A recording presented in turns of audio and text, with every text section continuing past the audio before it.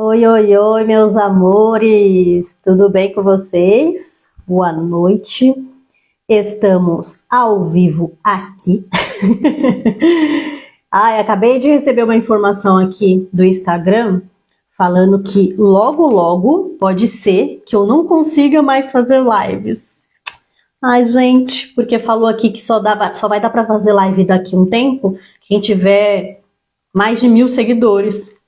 Eu não tenho mais de 1.000 seguidores, gente, porque eu não sou influencer, eu não sou bombada na internet. Era só o que me faltava. Fiquei com medo de brequetar hoje, porque Mercúrio retrógrado, né? Falei, vai que dá uma meleca. Limpei o celular, tudo direitinho. A hora que eu fui abrir agora, quase que não apareceu o negócio de live. Falei, caramba, e agora o que eu faço? Mas deu certo, vamos correr atrás dos 1.000 seguidores. Vou pedir para vocês essa ajuda, porque senão eu não vou conseguir mais fazer live. E eu tenho live agendada para o próximo mês de agosto, hein, gente? Continuam as lives, então eu preciso angariar aí. Eu acho que eu estou, se não me engano, vou até olhar aqui para ver direitinho. Mas eu acho que eu não tenho nem 700 seguidores. Oh, o que eu vou fazer de minha live? Life, né? Vida life. Olá, gente, eu tenho 710 seguidores. Eu preciso de mais para poder continuar fazendo live, que o recado foi dado aí. Oh, glória. Vamos ver se a dona Nick entra, que aí entrando eu já chamo ela. Nicole, vocês não sabem quem é esta mulher. Minha gente, vocês vão conhecer. Ah, maravilhosa. Eu não sei se é assim que fala. Eu falo mãe de santo, né? Mas é Yalarol. Gente, é difícil falar. É Baba Lorixá é mais fácil, mas é Yala Lorixá, né? Que fala. Acredito que seja assim. Vamos lá. Nicole Reis. Maravilhoso. Oi! Ai, que felicidade! Boa noite! Boa noite, você? Tô bem, meu amor. E você, como você tá? Tudo bem, tudo bem. Tá dando microfonia, né? Eu acho que não. Aqui tá tudo tranquilo. Vocês estão escutando normal? Para mim parece que tá dando uma microfoniazinha. Eu acho. Pra aqui tá tudo normal. Tô te ouvindo bem. Ah, então tá bom. Deve ser o meu microfone que deve estar meio estranho. Quer Mercúrio dizer, retrógrado, né? qualquer coisa, né, querida? Vamos respeitar, né? Esse Mercúrio me quebra a perna. Ai, meu Deus, e olha, vou te falar, viu? Deu um trabalho pra você. Fala. Ai, olha aí, eu querendo colocar filtro e tô acabando com a minha cara. Mas vamos assim mesmo. Bora lá. Vamos começar daqui. Nick se apresenta. Olha, 25 anos, né? 25 anos de incorporação e 20 Nada. Yala, como é que fala? Yalorixá. Yalorixá. Isso. Que enrola mais, me confundir. Mas vamos lá, presente para o para a gente entender agora. Bom, eu me chamo Nicole Reis, uma mulher afro-indígena, paulista, né, aqui de São Paulo, nascida aqui em São Miguel Paulista, na Zona Leste, 37 aninhos de idade, e a Lorixá, do Ile Alaquetu Axé Milofá, mas quando abrimos a casa abrimos como TAB, né, que é Templo Afro-Brasileiro Mestre Zé Pilintra, e Caboclo Sete Flechas, a qual agora, dia 5 de dezembro, completam 20 anos abertas, sem pausa, né? E sou presidente de uma instituição social chamada ECOPS, sou presidente no movimento de diversidade daqui da Vila Maria, e parte da coordenação executiva do movimento Cidadania Axé, que protege, defende as religiões de matriz africana, desde a questão judicial a debates públicos antirracistas. Então, é um pouquinho da Nicole aí, né? E maravilhoso. Muita coisa. Não entendi, desculpa. Muita coisa, né, pra fazer. É um pouquinho, é uma vida um pouco corrida, mas a gente é mulher, né, meu amor? Então, a gente morde, anda, rota, chupa cana, sopra, é isso aí, incorpora. São várias facetas da gente, né? Tá certo, tá certo. E vamos lá. 25 anos que você incorpora. Pode falar a idade? Pode, 37 aninhos, orgulhosamente. A primeira vez que você incorporou. A minha primeira vez é bem gozado, porque assim, teve várias primeiras vezes, né? Eu falo de várias primeiras vezes porque foram momentos e estágios da minha vida diferente. Minha primeira manifestação, de fato, eu era muito criança, por volta de 8, 9 anos de idade. Eu ficava em transe, vendo espíritos, e mesmo tempo em transe, você não podia tocar em mim, que eu chorava, eu tinha isso criança. Minha mãe teve um grande trabalho comigo por conta da minha espiritualidade. Aos 12 anos de idade, começou uma manifestação mais séria, mais tensa, e em 2000, junto com a Laira, a menina que estudava, minha amiga, que é iniciada de santo aqui na minha casa, que é minha amiga de infância. Na escola aconteceu ali, de fato, a primeira vez que eu falei eu fui possuída, se eu posso dizer assim, foi uma possessão, uma incorporação, ou seja, aconteceu dentro da escola Frânio Peixoto, na Vila Maria, no ano de 2000.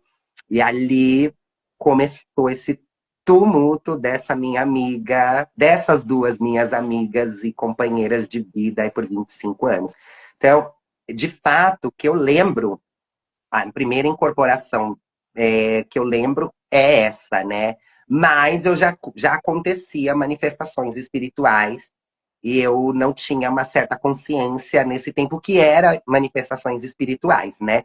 Mas de fato, o que eu conto foi em 2000, que esse ano completam 25 anos, né? De incorporação. Foi dentro da escola. Foi E incrível. quem foi? Foi a Padilha? É? Foi a Padilha? A primeira a manifestar foi a Sete Saias, que ela chegava com o nome de Morgana, né? Então ela foi a primeira a manifestar, ela dava o nome de Morgana, né? Inicialmente. Até hoje ela gosta que chame ela de Morgana, né? Ela fala que o nome dela é Morgana de Vinhate e ela trabalha na linha de Sete Saias. Ela já falou o nome dela direto. Primeira.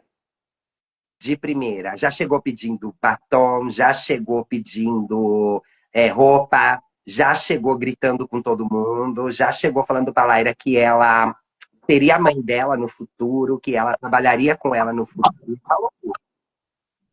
Gente, Quando ela foi a primeira vez para minha família mesmo, porque assim, eu tinha medo, né, de acontecer isso dentro de casa, mesmo eu vindo de uma base, minha mãe é do santo, minha avó é do santo, meu padrinho carnal é do santo. Então, assim, a minha família sendo do santo, eu tinha esse certo receio, justamente por eles serem, por meu tio incorporar, por eu crescer vendo ele manifestando o seu Zé Pilintra dentro de casa e dentro da casa da minha mãe. Então, assim, eu tinha medo de eles acharem que estava sendo uma manifestação falsa, de como seria tudo isso.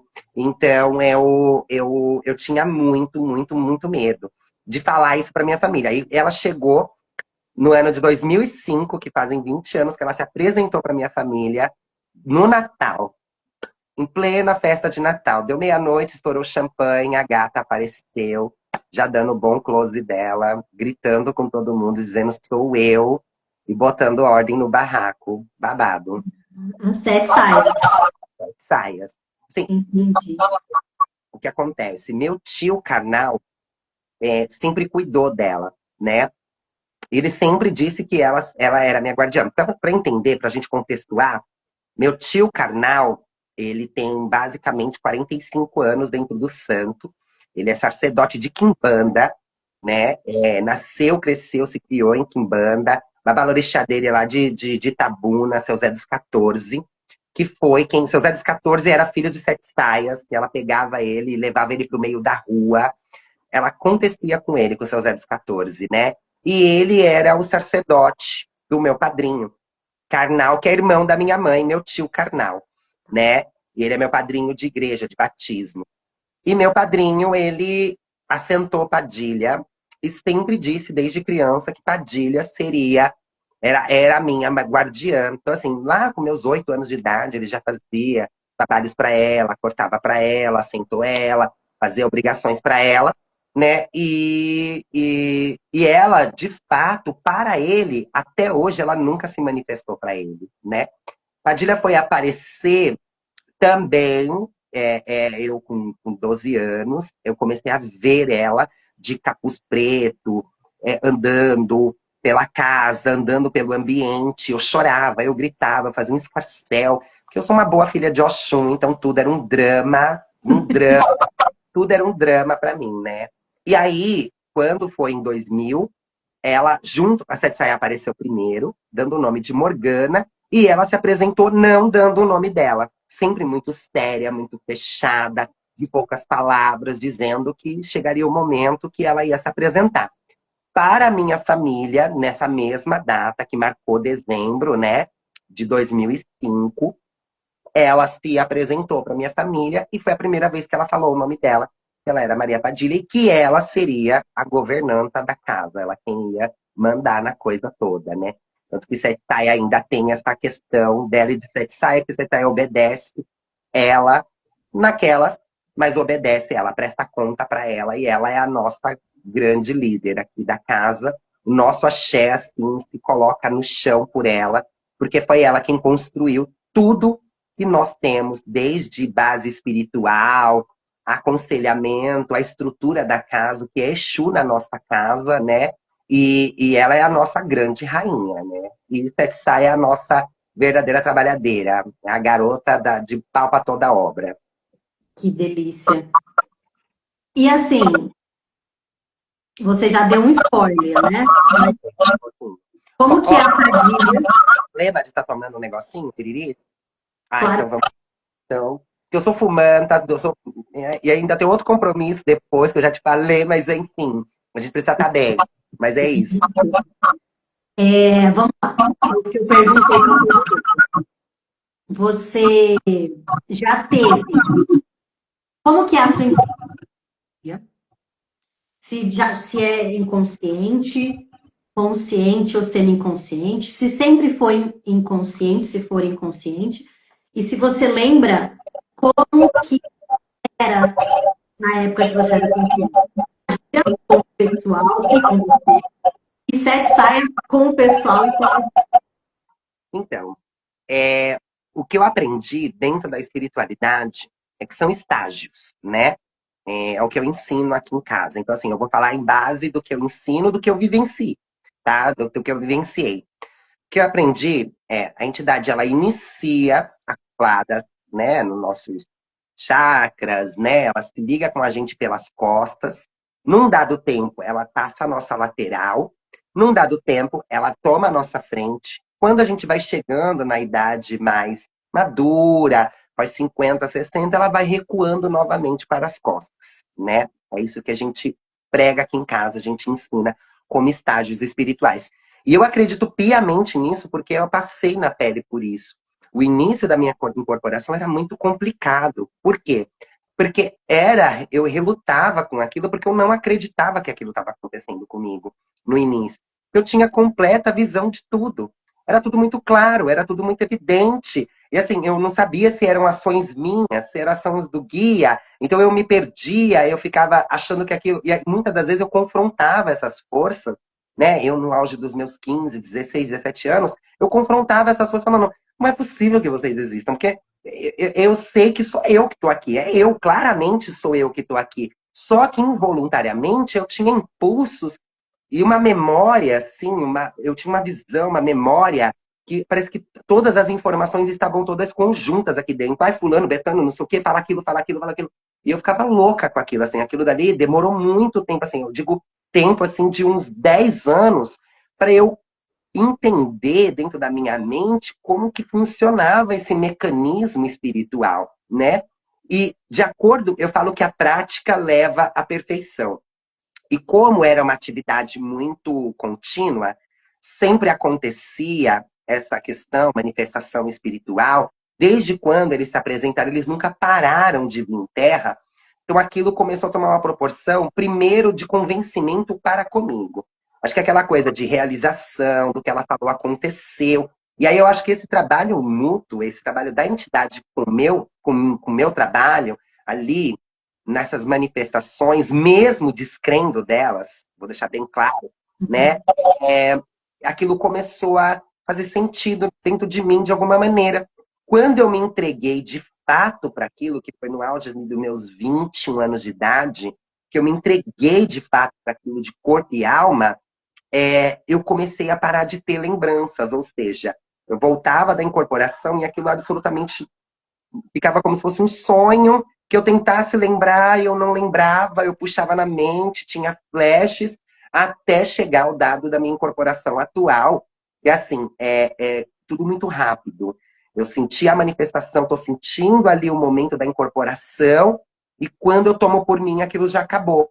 Então eu não consigo ter tempo de pensar em como funcionou aquilo, e eu acho que também vai no automático. Então, assim, eu acho que as pessoas têm um grande tabu referente à consciência semiconsciente, inconsciente, mas assim, bateu o vento, tremeu o ombro, amiga, se entrega que vai, porque tá acontecendo a coisa com a gente, né? E eu tento desmistificar isso com os filhos, né? Que não existe potência maior, potência menor, quando se trata de manifestação espiritual. A espiritualidade é muito espiritual, é muito particular. Né? Acho que cada um tem um processo ali, de acordo com as suas vivências, com as suas emoções. A entidade de esquerda, os esquerdeiros, né? Os mavambos, maviles, engangas, eles são muito conectados com as nossas emoções, com os nossos sentimentos, né? Com a nossa vivência, porque o que a gente prega aqui na nossa casa, é que eles são as entidades que vivem nesse plano conosco. Então, estamos todos juntos aqui, morando nessa grande casa, nesse plano, nesse dado momento. Então, assim, geralmente até quando eu vou falar deles, eu procuro até tomar meu gorozinho, tomar um, né? Porque é a minha forma de estar muito perto delas, né? E eu acredito piamente nisso, que as pessoas mistificam, colocando numa classificação de quem não vê é melhor do que quem vê, de quem tá semi, e não existe isso, né? Mas, para responder a pergunta diretamente, inicialmente muito consciente, né? No meio do processo, esse velho flashing, assim, essa lembrança confusa, e no atual momento, tudo muito rápido, assim, como se não passasse o tempo, assim, como se a hora não passasse. Eu caí num sono profundo, acordei descansada, cansada ao mesmo tempo, descansada mentalmente, cansada fisicamente, mas como se não tivesse, assim, acontecido absolutamente nada. É basicamente assim. E aí, como que você no início? Hum? As pessoas.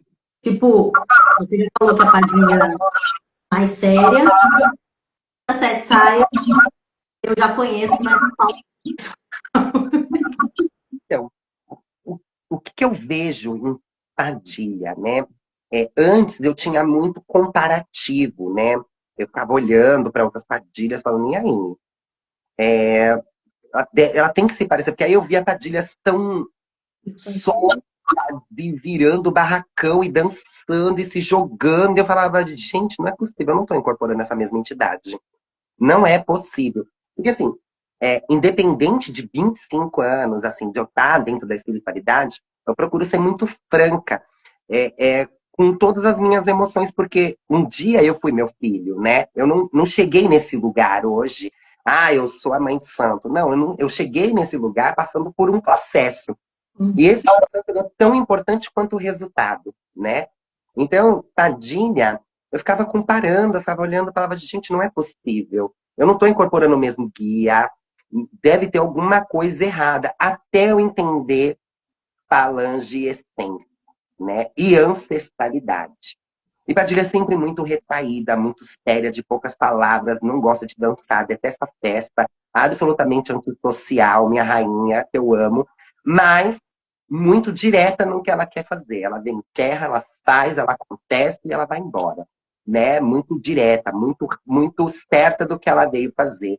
Padilha, ela gosta muito do culto, de magia, de alquimia, ela está muito conectada às deusas, ela leva isso muito a sério, esse culto feminino, esse sagrado feminino, e a importância da presença dessas forças femininas ancestrais na nossa vida, né? E Sete Saia, eu acho que o propósito dela na minha vida foi realmente me desbloquear. Eu fui uma criança muito problemática, muito fechada, muito cheia de tabus, somente com o meu corpo, pela questão da transição. E eu acho que a Sete Saia, ela veio para tirar esses bloqueios meus, me libertar de fato, me mostrar de verdade para o mundo, né? E Sete Saia é sempre muito brincalhona, muito, né, do mundo. Explicitamente ela fala que ela foi da vida, que ela é a mulher da vida, e goste quem gostar, goste quem não gostar, mas ela tem um papel fundamental na minha casa, no meu axé e na minha vida, que é esse impulsionamento das pessoas, esse sacode de realidade, de você tá vivo, vamos lá para a vida, né? E as duas, elas se completam. Eu acho que por eu ter essa dualidade espiritual, cada uma tem seu reino, e eu acho que cada reino espelha no meu corpo, na minha vivência, de uma maneira, né? Acho que Padilha traz esse lado mais intelectual, esse lado mais, né, mais retraído, esse momento que eu preciso do meu mundo, que eu preciso me fechar das pessoas, somente que ela vem das almas, né? A falange que trabalha, que eu trabalho, ela é Maria Padilha das almas, e as almas já têm esse reino retraído, mais fechado, menos social, né? E Sete Saias, ela já vem já num caminho rua, né? Eu acho que o reino dela já está nas encruzas, que já é um reino mais expansivo para as pessoas, assim é o que eu acredito, né? Eu acho que o intuito até, acho que da gente conversar, né? Não é nem falar o que é certo, o que é errado, no que a gente viveu.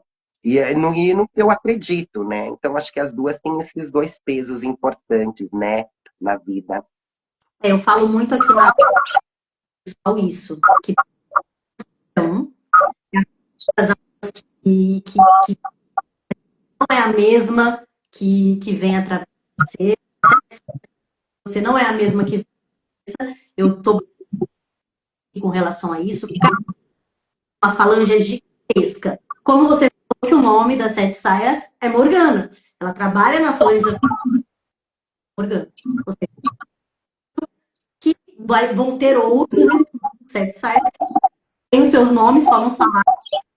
E é o intuito também falar da espiritualidade, não da religião. Porque cada um tem pessoas que vão se dar bem, tem pessoas que não vão. A gente não tem, mas sim falar espiritualidade, como que a pessoa se sente, a religião dela e como que foi para ela, sempre que é justamente não fiz só o candomblé, só o pessoal da Umbanda, todo mundo junto e misturado, não são que o pai vai no solo e tá tudo bem. Sim, e olha, e antes de mais nada, te parabenizar, porque tá ficando incrível, um trabalho lindo. Tá levando assim. Assisti a live passada sua, assisti depois, claro, né, por causa da rotina, mas assim, do começo ao fim, uma delícia, assim, de conteúdo. Parabéns. Você tá arrasando. O intuito é um papo leve, tranquilo, trazendo aí essas curiosidades, imagina, porque cada tem essas curiosidades, também saber será que a minha sexagem não parecida com a sexagem zero, ou será que essa direção. E eu acho bacana, que às vezes, que nem você, que você olhava pro barracão e falava, mas eu estou incorporando mesmo, porque eu tinha a sensação com ela, eu ficava brigando com ela.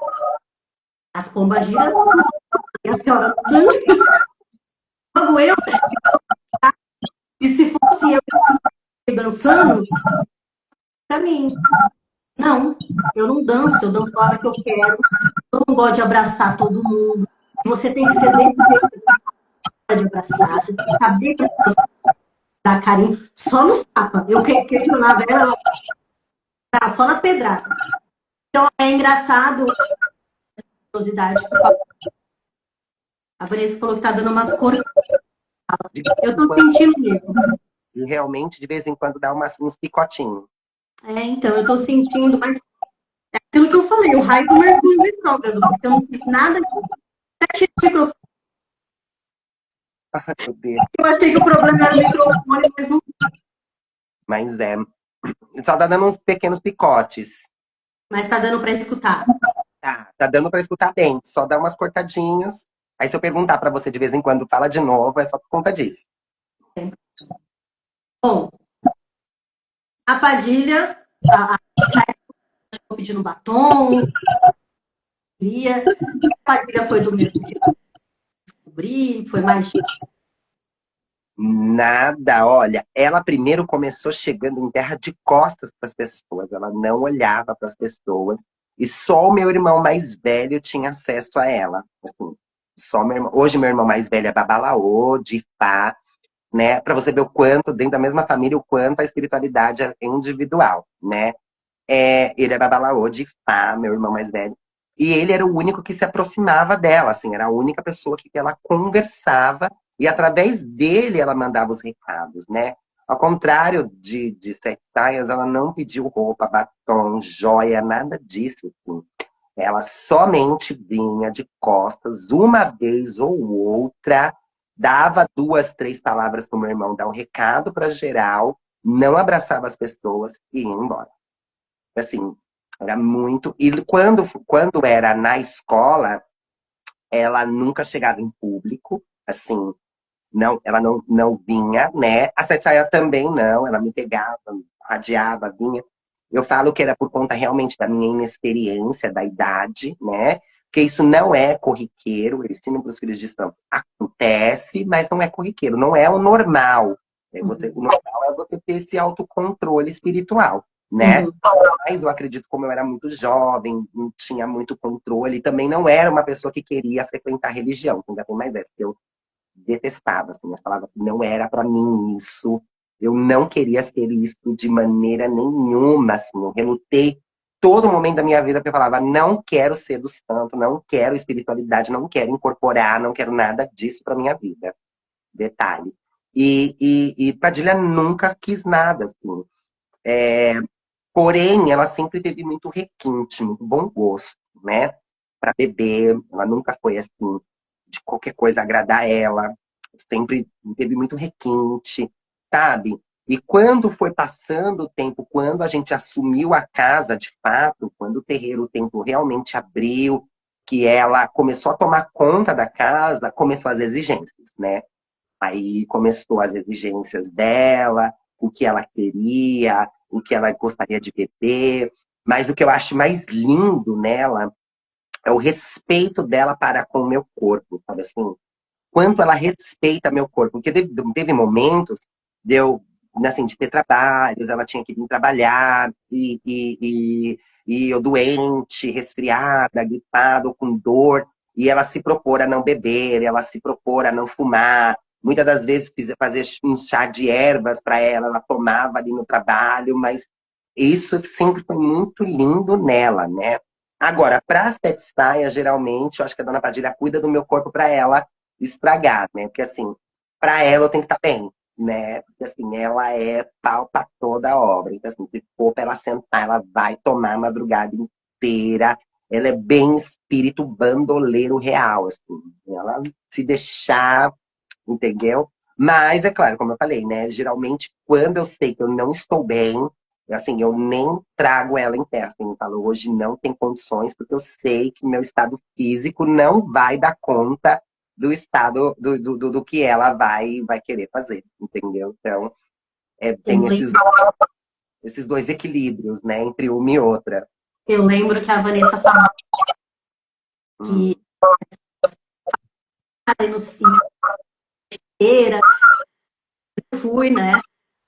Trabalho na sua casa e a gente, mulher bebe o dia inteiro. Eu saí da sua casa, era 5 da manhã, e quando você voltou plena, A Zé bebeu muito. Ela bebeu muito, muito, muito. E você voltou como se nada dava pra ver, que você tava como se nada estivesse ali, conversando. A gente tudo. Eu tava querendo dormir e você.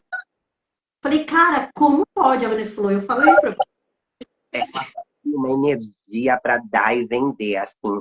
E uma coisa que eu gosto muito, assim, nas minhas entidades, no modo geral, é o respeito também referente à bebida. É assim, eles entendem completamente os meus limites. Assim, eles nunca foram embora para me deixar mal, assim, de eu passar mal quando eu desvirar. E eles têm uma consciência assim, corporal, uma consciência do meu corpo, que eu acho interessantíssima, assim, porque eu, naturalmente, numa festa, eu tranquilamente volto bêbada para casa, sabe? Tranquilamente. Agora, quando é eles, assim, eles têm um autocontrole surreal sobre o meu corpo, assim. Eles entendem que aquele momento é o momento de parar. E, assim, cansaram de deixar a garrafa pela metade ali, colocar na tronqueira, taça cheia, de a pessoa acabar de servir a taça cheia, falar, não vai mais, daqui parou. E, sabe, chega pra cá, chega por aí. Então, assim, esse entendimento sobre o meu corpo, esse respeito sobre o meu corpo, eu acho que é a coisa mais impressionante que eles puderam me mostrar a todo esse tempo, entendeu? Acho que a parte mais bonita, assim, deles é esse respeito por mim, pelo meu corpo, assim, que eles têm, eu acho divino. Aí, eu queria te perguntar uma coisa. É muito tempo de caminhada, 25 anos de caminhada, do candomblé, né? E como é que foi? Houve alguma, acho que a palavra não é divergência, mas alguma dificuldade na sua transição com relação ao candomblé, ao local que você frequentava e as entidades? Bom, é, eu acho que o tabu estava dentro da minha cabeça o tempo inteiro, né? Porque assim, eu vim de Angola, Quimbanda, né? Eu entrei pro candomblé, é tanto que eu faço em outubro desse ano 18 anos de raspada de candomblé, né? Então eu entrei no candomblé muito mais tarde, né? Primeiro eu vim de Umbanda, de raiz umbandista, quimbandista, Angola, foi a minha essência, né? Foi o que compôs o meu início. O início de tudo foi o que começou ali a trazer a minha essência, a minha base espiritual, né? E aí dentro do Queto eu me achei, me encontrei, falei, aqui é o meu lugar, a filosofia, a maneira que olha para a espiritualidade, falei, aqui é meu lugar. Porém, Candomblé Queto não trabalha com entidades, né? E aí é um pouco do confronto, né? E aí foi quando essa questão da minha casa ter essas duas vertentes, né, dentro dela, que é o Candomblé, o Queto, né? E a Umbanda, né? São as duas raízes vivas dentro de casa. E automaticamente, por conta da minha essência, do que eu aprendi sobre Exu e Pombagira, a Quimbanda vem nessa linha, né? Porque é a minha essência, de onde eles aprenderam, de onde eles saíram, né? Foi de essência bandista, né?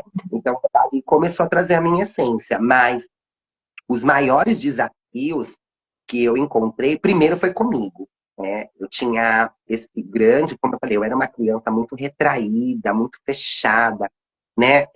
Sempre comunicativa, porque eu sou geminiana, então eu gosto de falar pra caramba. Você sabe disso, que quando você vem aqui em casa, a gente toma café, quase que eu não deixo você ir embora. Mas a minha maior dificuldade foi comigo primeiro. Porque eu só fui transicionar aos 30 anos de idade. Porque eu achava que a espiritualidade não ia ser bem aceita, não ia me aceitar, que dentro da casa do meu sacerdote não ia me aceitar, que ia ser um grande problema. E aí eu tive que, teve a pausa da minha casa, né? A gente acabou perdendo o nosso espaço, que era na Cachoeira do Arari, no qual a gente passou 16 anos tocando ininterruptamente, né? 16 anos tocando na Cachoeira do Arari. E aí eu perdi esse terreno, né? Teve uma reintegração de posse. E ali eu resolvi fazer essa parada, essa pausa. Eu já estava transicionando, mas ali eu resolvi fazer aquela pausa para eu olhar para mim, quanto pessoa, né? Então, assim, não parei a espiritualidade, continuei atendendo, jogando, trabalhando espiritualmente, cuidando dos filhos da casa, porém, não com o terreiro aberto, eu fui cuidar de mim, pessoa.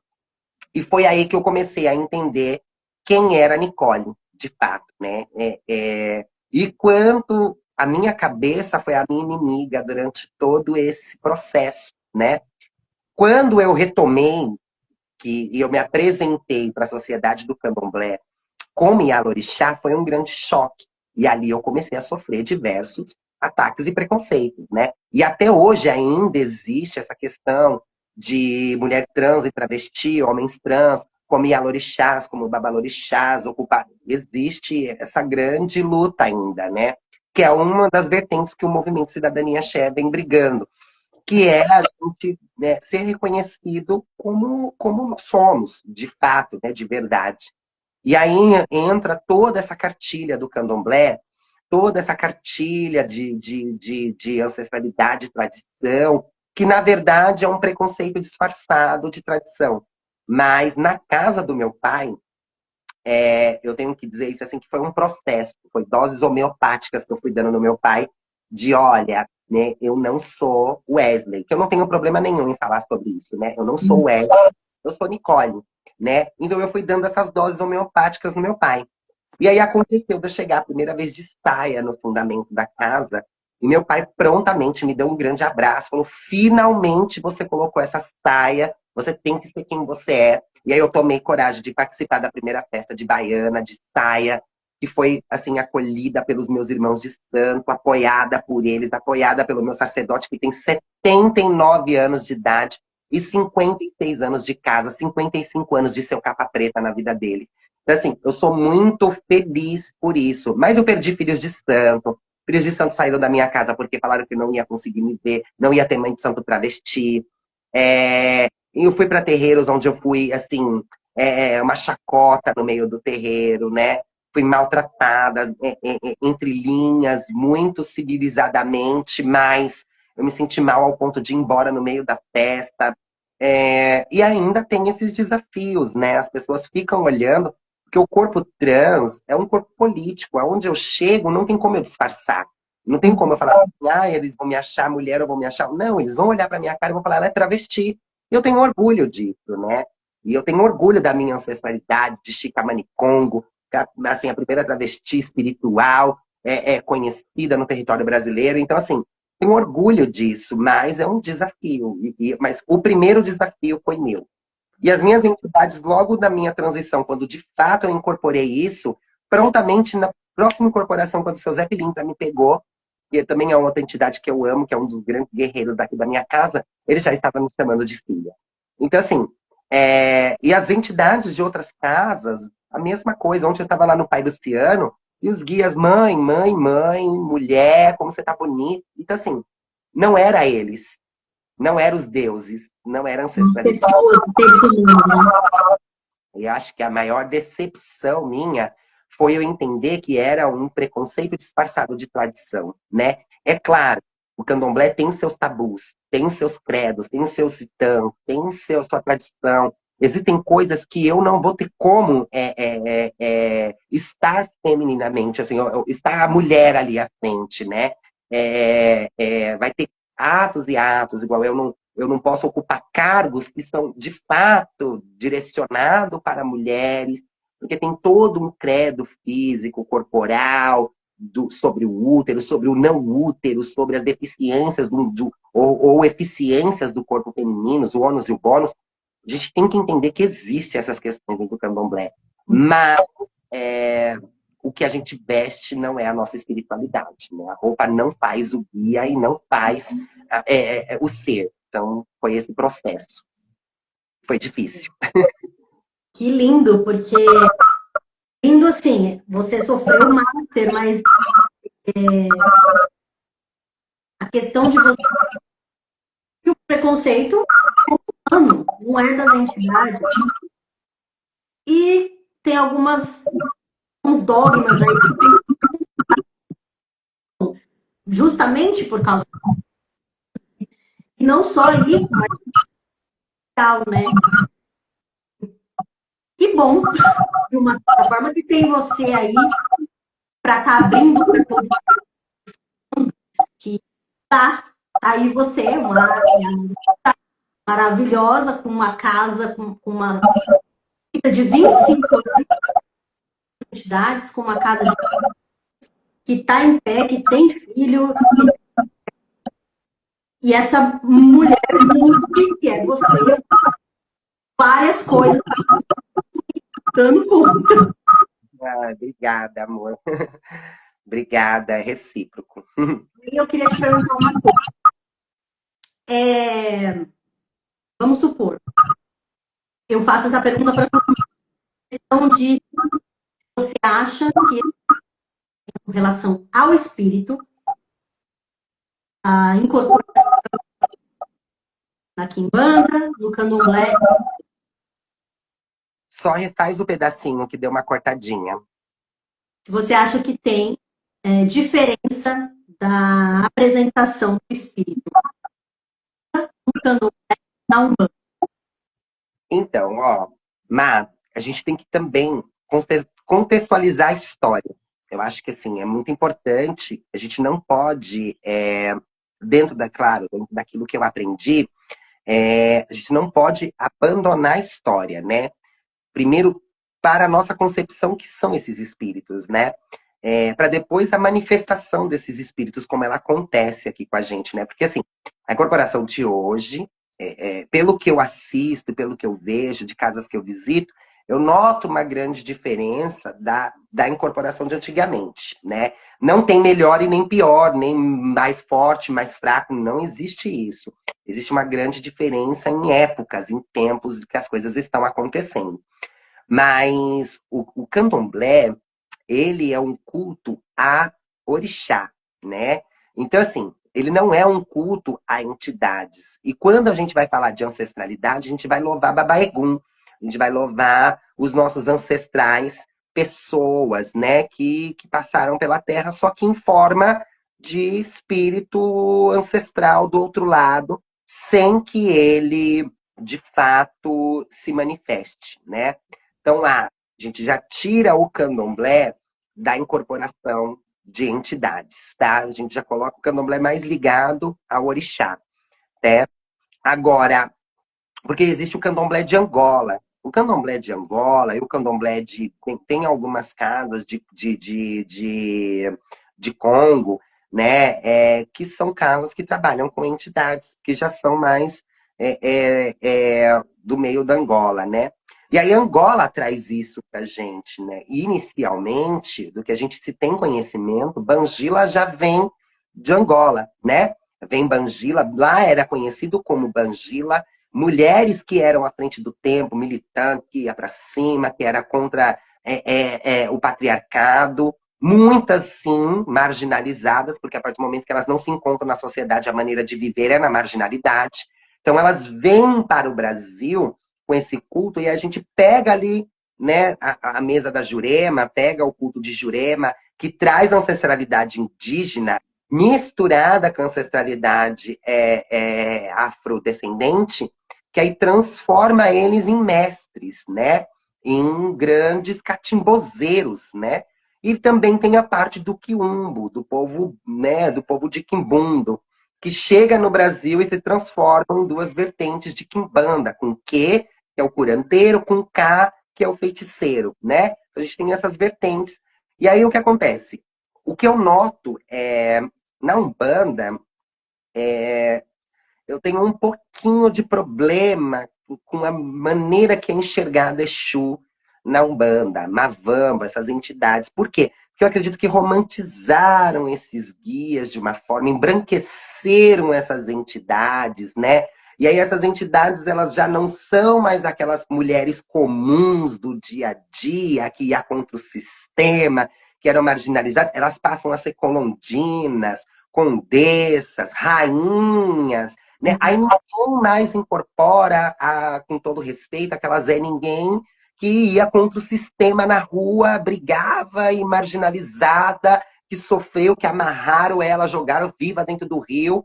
Então, assim, que foi queimada simplesmente por ser quem ela era, né? A gente tem histórico no Brasil, principalmente em Guaratinguetá, que tem muita história de mulheres que foram queimadas. Você pode pegar também ali em Minas Gerais, que tem muitas histórias de mulheres queimadas vivas.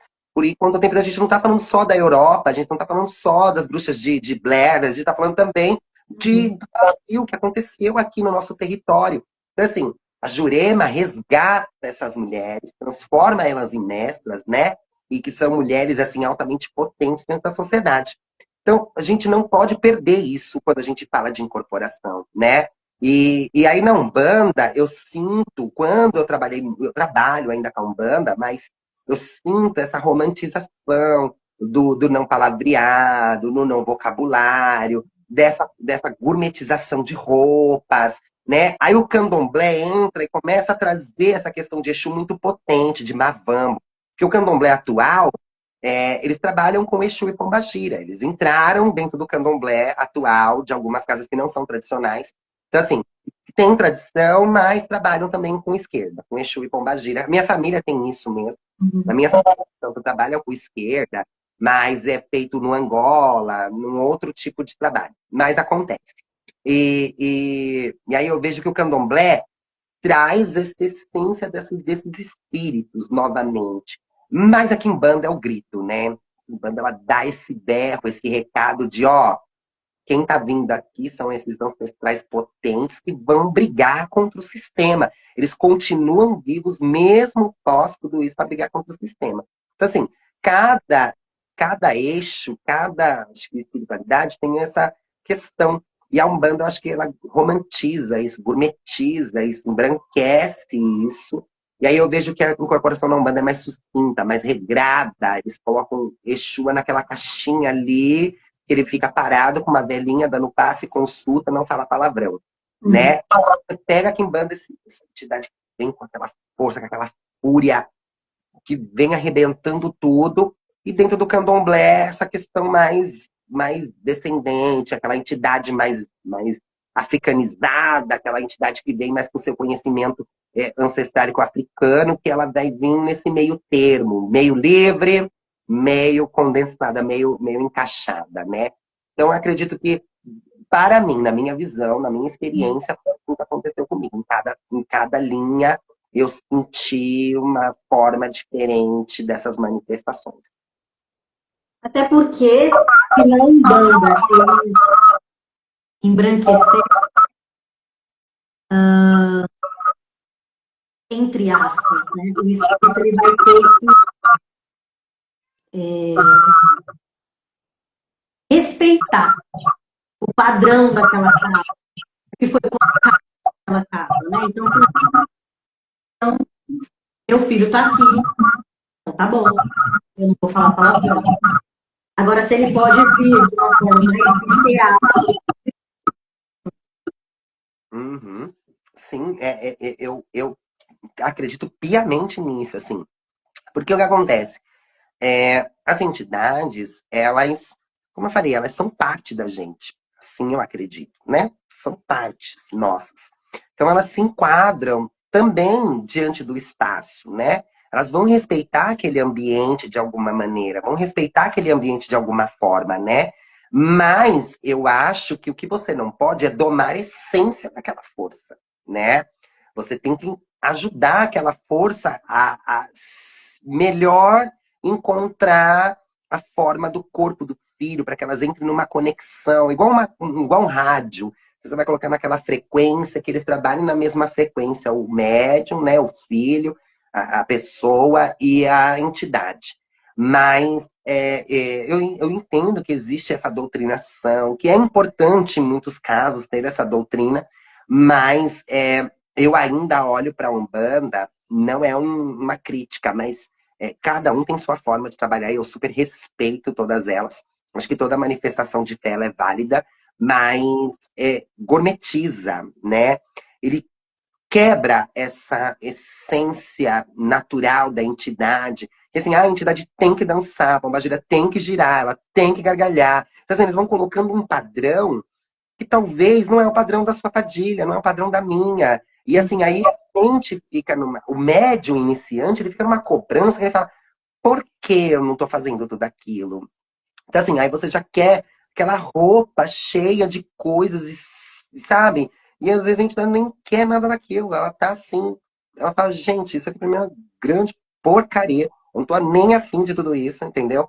Eu tô mais na vontade mesmo de ficar aqui no meu canto, vou trabalhar, vou fazer meu papel igual e tô indo embora. Então, assim, às vezes você controlar essas vibrações, essa essência, colocar ela em caixa, acho que isso é um grande. Eu vejo como uma problemática, que isso acho que atrasa um pouquinho esse trabalho espiritual dessa entidade, que às vezes acho que ela precisa chegar mais visceral para depois ela ir se encontrando, ela ir se assentando, ela ir se organizando. Porque eu acredito que a espiritualidade é como se fosse uma gripe, né? O corpo não está acostumado com aquilo, né? Então, quando vem aquele vírus, ele tenta, de alguma maneira, o corpo expulsar, expelir, até que o corpo crie aquele anticorpo, até que o corpo entenda o que está acontecendo com ele. Acho que tem tudo isso, né? Pelo menos é assim que eu acredito.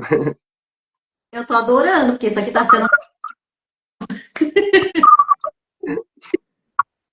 E assim, Uma coisa, não sei se você vai ler, mas eu acho que ela colocou alguma coisa aqui, só que eu não consigo ler. né, a Lilian, ela escreveu assim: anda vencendo cada dia, pouco se fala do eixo de essência dura e dualista. Quando essas energias chegam à essência nessas casas, são.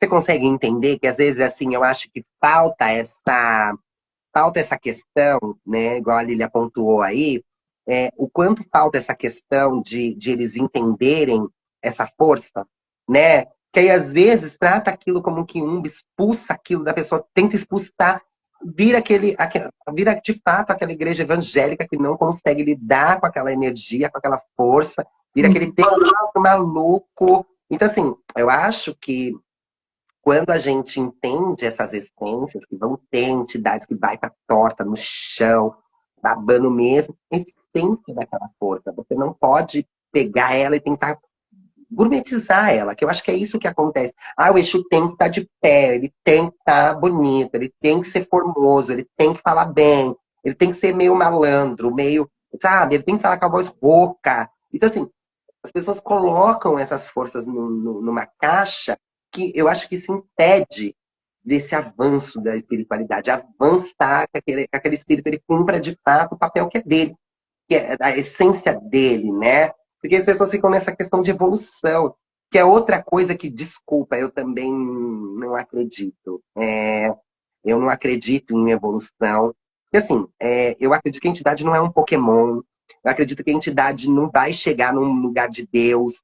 Assim, não dá para ficar pensando assim, o guia vai. Valentine! Ai, olha só que orgulho, eu sou fã. Então, assim, a entidade, ela não pode.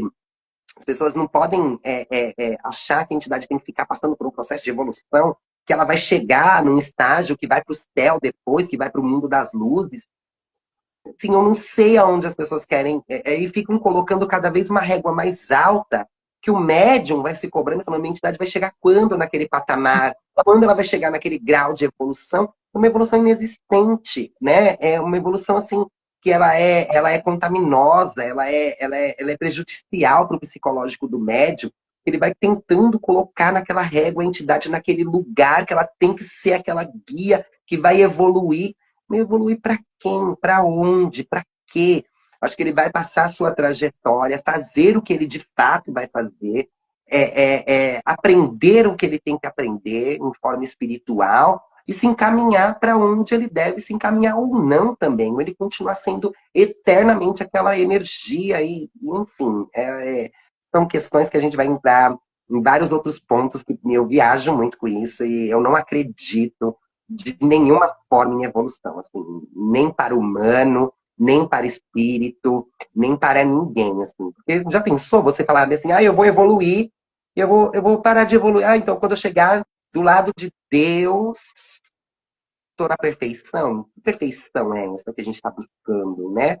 Então acho que a gente tem que entender que somos assim, podemos melhorar, né? Posso ser melhor quanto pessoa, meus espíritos podem ser melhor quanto entidades, pode ser energeticamente melhor para todos nós, mas evoluir, desculpa, mas esse é o meu pensamento, tá, gente? Não é uma verdade. Eu penso desse eixo. O William colocou aqui, ó, evolução vem colonialista, aquilo que não se encaixa. Quando eu falo desse embranquecimento, né, quando a gente pega aí que os nossos ancestrais precisaram esconder seus assentamentos, a gente entende essa etapa da história, né? Que assim, a nossa religião, para poder resistir, foi colocada debaixo das imagens católicas, teve que catolizar muitas das coisas, embranquecer. Eu super entendo essa etapa, mas essa etapa já passou, né? A gente não precisa mais. É claro, eu também tenho minha questão católica, né? Porque a minha família tem essa vertente católica muito forte, mas assim, é muito paralelo a tudo isso, né? Mas as casas de axé não precisam mais se esconder atrás da cantiga da Santa Bárbara. Ela pode falar que é Inhansã, né? Sem medo. Mas antigamente teve que passar por esse processo, mas esse processo passou, né? A gente não pode mais estar preso dentro desse processo, né? E como a Lília pontuou, essa questão de evolução, que, sem dúvidas, isso é um processo colonizador, é um processo que veio para, mais uma vez, embranquecer tudo, né? Enquadrar, encaixar, e tudo aquilo que não era católico, tudo aquilo que não era cristão, era errado, né? Continuamos assim, mas muito melhores. Uma pergunta agora.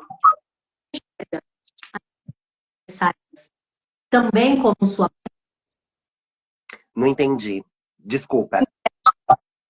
sete saias, sua mãe consegue ver elas como mãe que se puxar, uma fábrica. Olha, Padilha, para mim, ela de fato é uma mãe.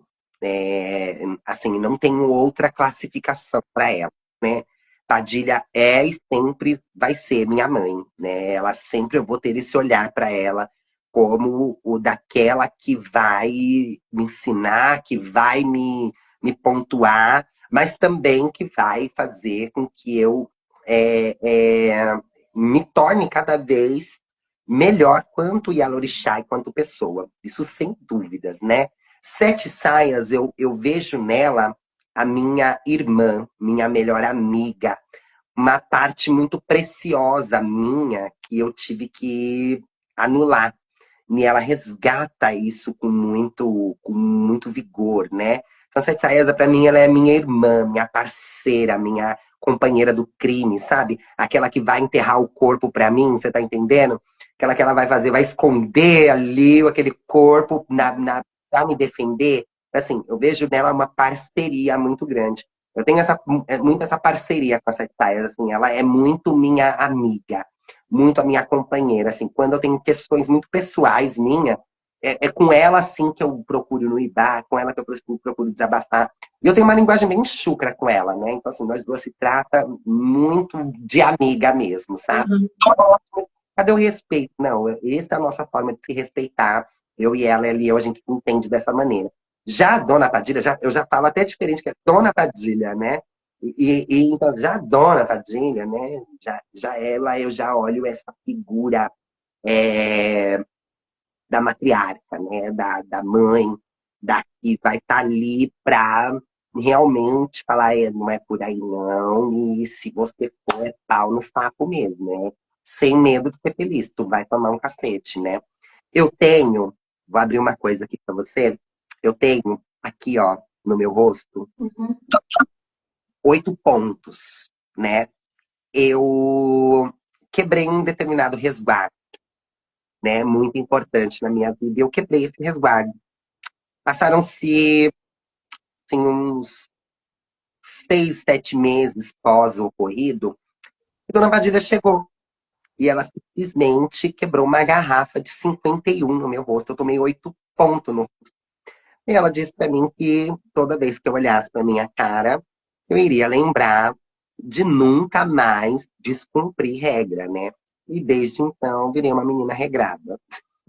Mulher, ela tacou a garrafa na tua face. isso assim ao público, assim, para todo mundo ver, assim. Foi bem tenso. Ela teve, assim, demorou um tempo para ela desincorporar. E aí, de desincorporação dela, eu fui direto pro hospital, né? E lá na porta do hospital, ela ainda estava comigo. E um dos recados que ela falou para mim, sabe o que que é? Que antes eu levava isso como algo muito ruim. Assim, eu tinha esse negócio de, poxa, ia chegar e pá, acabar com a minha cara, né? Mas ela falou uma coisa que marca muito a minha. Duas frases que ela marca muito a minha vida, né? O tamanho das suas atitudes demonstra o tamanho da sua capacidade. E a segunda, ela fala que só apanha de guia quem tem guia para bater.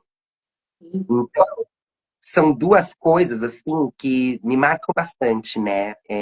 Dentro da minha jornada espiritual. Já tomei muito cacete dos meus guias, viu? Que eu era muito, muito, muito, muito rebelde.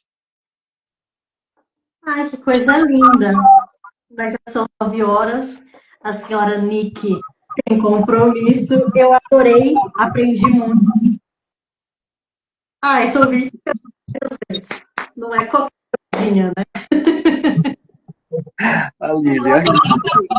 É, eu, Horas e horas conversando.